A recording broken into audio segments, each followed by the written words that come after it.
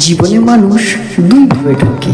প্রথমত ভুল মানুষকে বিশ্বাস করে, আর নিজের দুর্বলতা অন্যের কাছে প্রকাশ করে। মানুষের চোখে খারাপ হতে গেলে খারাপ কাজ করার দরকার নেই, শুধু উচিত কথা বললেই মানুষের চোখে খারাপ হয়ে যাবে। ভাঙা বিশ্বাস আর ফেলে আসা সময় কখনো ফিরে আসে না। পাতা ঝরার আগে পাতার রং বদলে যায়, আর মানুষ বদলানোর আগে মানুষের কথা বলার ধরন বদলে যায়।